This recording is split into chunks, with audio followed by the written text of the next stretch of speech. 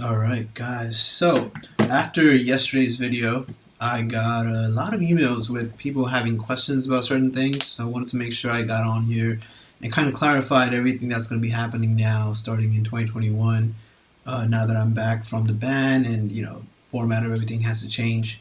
We have a really bad snowstorm in New York today, so I'm layered up because I actually went out just a while ago to move all the snow from the road.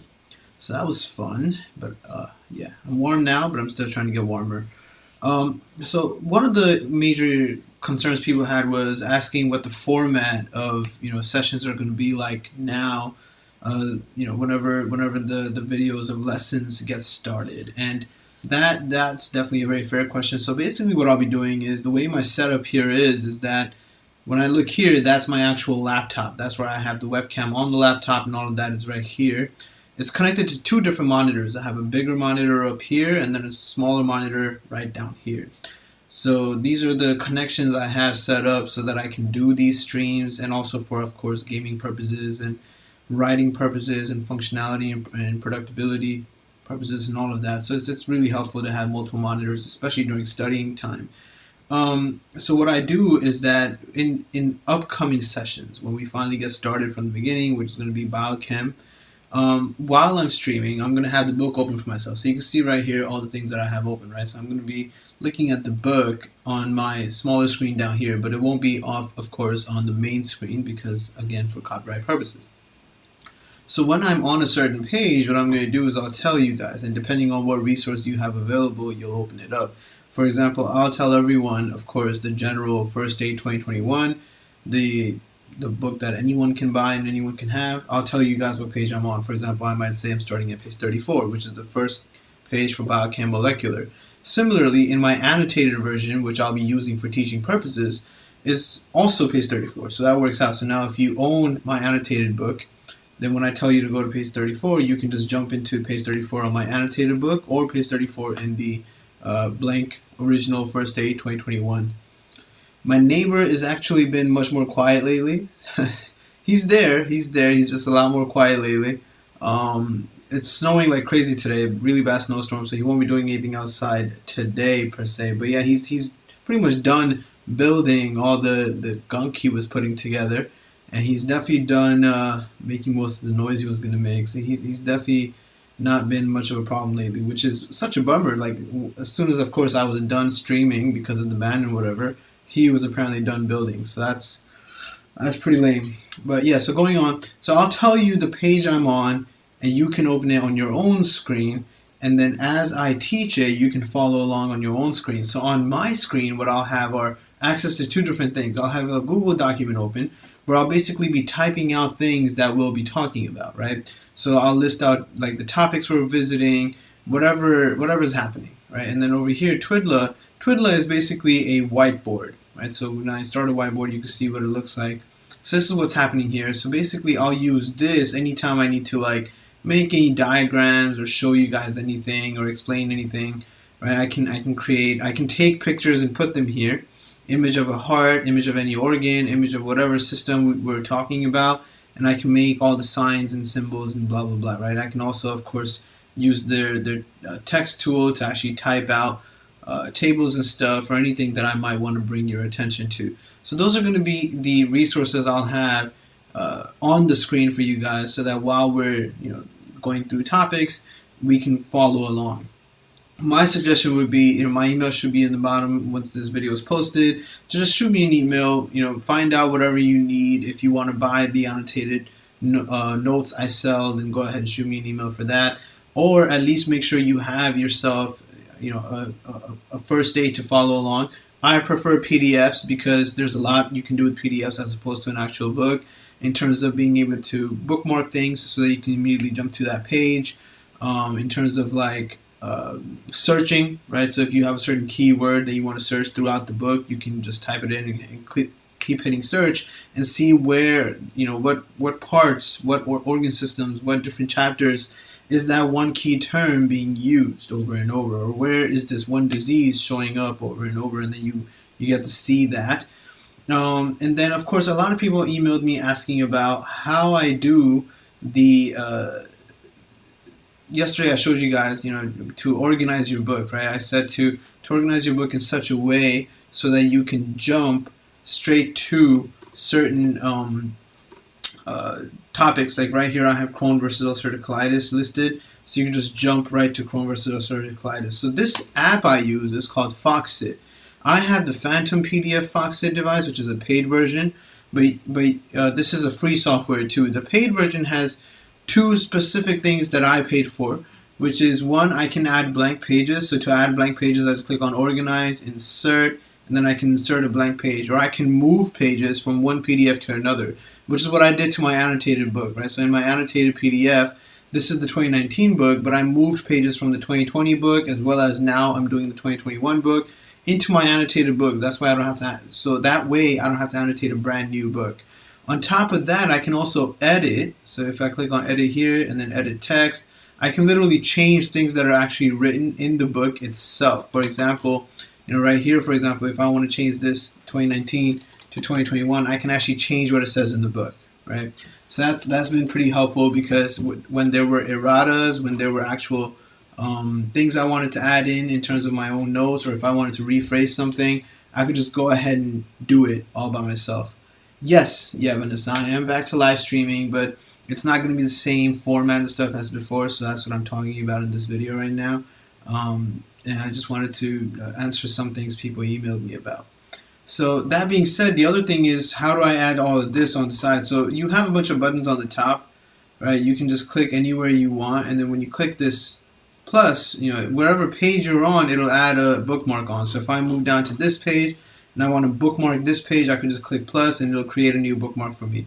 And then I can rename the bookmark as I want to, or I can also grab a bookmark and move it to a different place, right, wherever I want to move it, like that. So you can see it can become a subsection to another section, or it can be its own chapter, etc. Right? This way you're able to have certain chapters bookmarked perfectly, so that you can just jump to topics whenever you need to revise it, right? That's a really big thing. So this is what I'll have on my lower screen down here, so that when I am streaming, when I am talking about any topics, it's usually going to be videos of like 10 to 15 minutes each, where I'll just talk about one thing, one specific thing, and then I'll reference to whatever pages it's on, tell you how to memorize it, tell you how to remember it, talk about how it's going to present in questions, and then move on.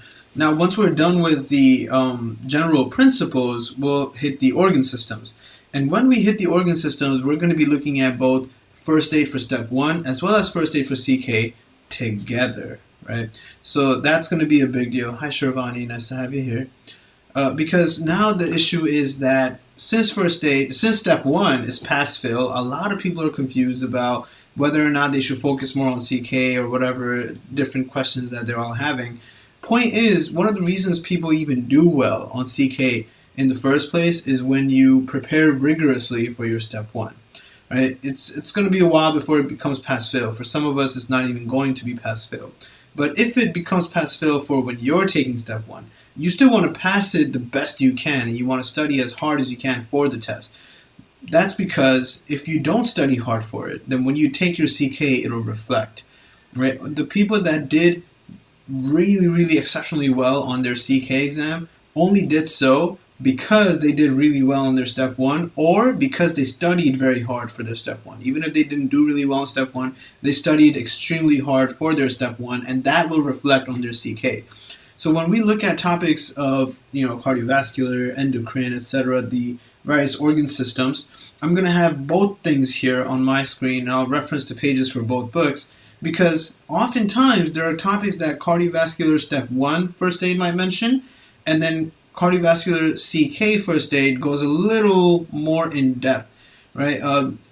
And what I saw when I was tutoring CK students and I started my CK courses was that a lot of those CK topics have been popping up in NBMEs, have been popping up on step 1 questions, on step 1 UWORLD, stuff like that, because whatever was considered high yield a couple years ago is no longer the high yield. The new high yield are things that no one really talks about.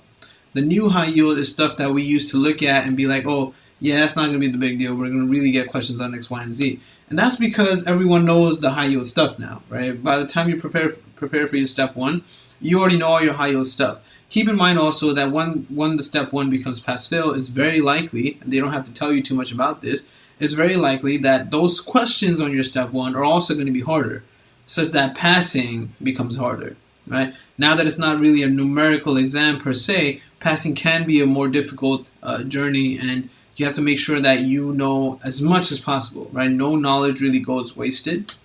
So you want to make sure you cover as much ground as you can. In cardiovascular step 1 versus cardiovascular CK, if you look at first aid, the first aid for CK is a very weak and naked book. It doesn't really have anything in it. And as far as the cardiovascular topic is concerned, the only thing that's brand new in cardiovascular CK is really just an in-depth breakdown of the different things you need to know about an ECG. For step 1, cardiovascular is actually much more intense, and the CK book just assumes that you've rigorously mastered everything in step 1, and then the CK book just tells you the next best step, which is what most CK questions are.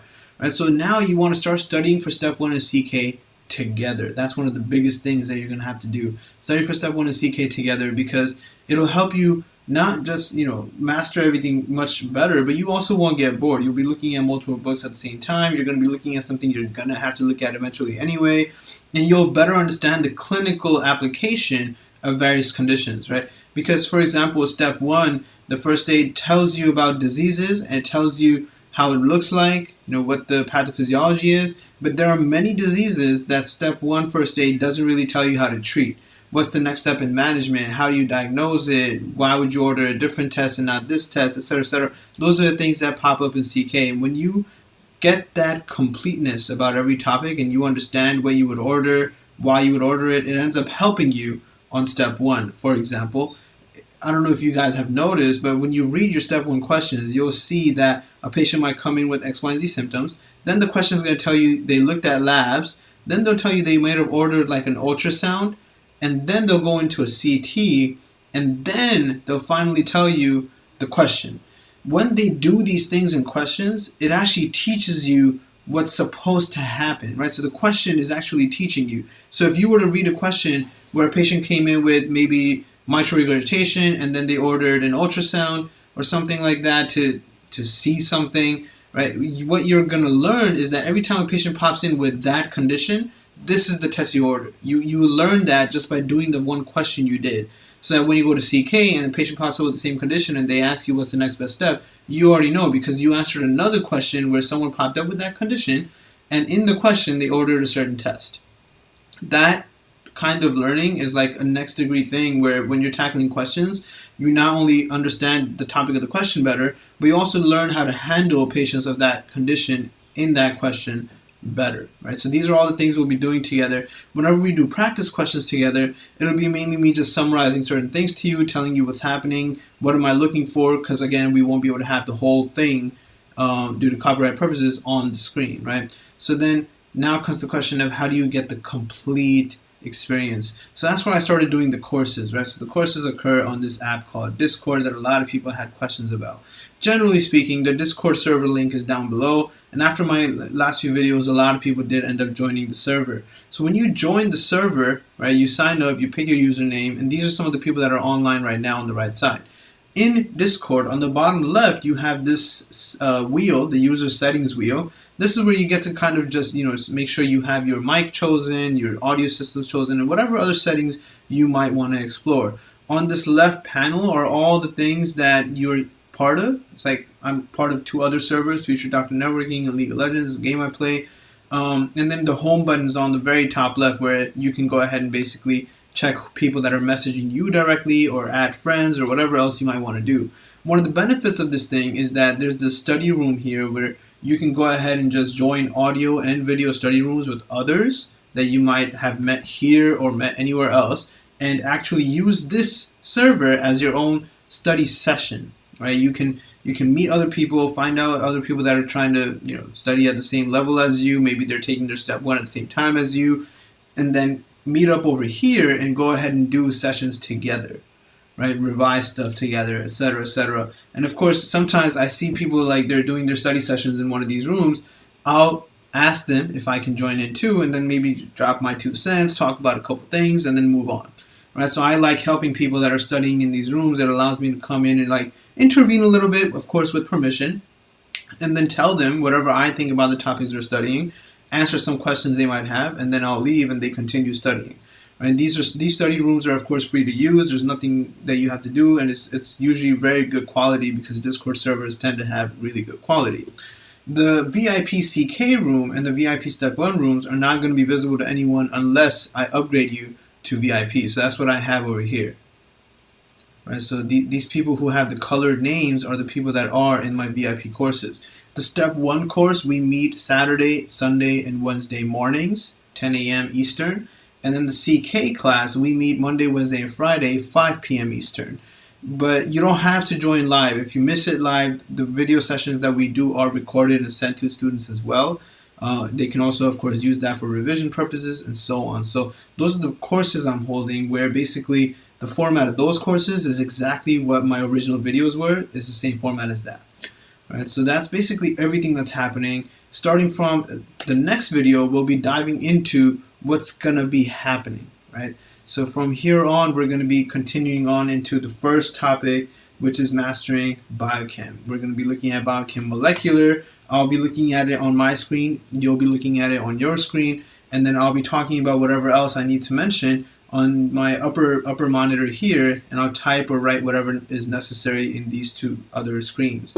Every session I do live stream goes right here, right? So I have three things here. I have my past live streams. I have this playlist where I'll add all the sessions we do regarding STEP. And then I have this last playlist here where I started talking about another thing I was working on throughout 2020, right? Throughout 2020, I was creating my dividend portfolio, which is basically a stocks portfolio where I own certain stocks, and then every quarter or every month, I get paid by the stocks I own. It's not the biggest amount of money, depends on how much you invested. But the point is to start teaching you guys how to use the money that you'll eventually start really manifesting once you've hit residency, right? It's a good thing to have to yourself because no one really teaches this very well. And you know, when I was starting to set up my own dividend portfolio for passive income and stuff like that, it was really hard to find anything. Every video set I would find anywhere, it was mostly people that were just talking about millions and millions of dollars and stuff that, honestly, to be completely clear with you guys, felt like fake stuff.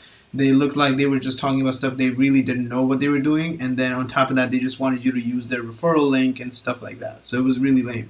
But as I learned more and more throughout 2020, because everyone had time sitting at home due to the pandemic, I really started grasping things a lot better, and that's what I introduced here, and I'll continue adding to that every weekend, right? Because markets in America open around 9:30, and then by 4 they're closed, and that's the time you have to buy or sell stuff. And if you haven't heard, there were some crazy things happening in January regarding the stock market with GameStop, AMC, and a couple other companies due to Reddit forums and whatnot. So it's been a pretty interesting time and really fun, and it's fun stuff to learn, right? So you can of course join in on those, have a couple chats with me, see what's happening in terms of the finance world. Stocks and companies tell you what's happening around the world, and it's things that are going to be very relevant to you once you have your income set, right? So that's fun stuff. Anytime you're trying to see what videos I've done, you can always come back to this playlist right here to see all the step mastery topics. It's going to include everything for step 1 and CK, and then the rest we'll just continue doing. Ruchita, how would I go about following your channel on Discord? Yeah, so the Discord link is going to be in the description too. You can just click on that link. It'll lead you to the Discord app. Install the app if you need to install it, and then sign up, and you can just see what's happening there anytime and make friends and study with other people and ask questions. People tend to ask questions here all the time, so like whenever they do, if I see it, I'll answer the question. It's also a great way for people to have contact with me at pretty much any time, right? So what you can do here is you can actually click on people's names and send them direct messages, right? So like anyone I want to send a direct message to, I can do that. I have Discord on my phone as well. It's a good way to stay in touch with me if you have any questions, need any concerns answered, stuff like that. Right? And then starting from tomorrow, we'll tackle biochem molecular. So if you have any questions, or if you want to purchase my annotated book, or if you want to sign up for any of the courses, shoot me an email and I'll send you on the details, and then we'll kick ass. And this is going to be the year where we're all going to just kill STEP, really do great, and start applying for residency, right? So I'm really excited to help you guys achieve that goal. And thank you very much for your continued support.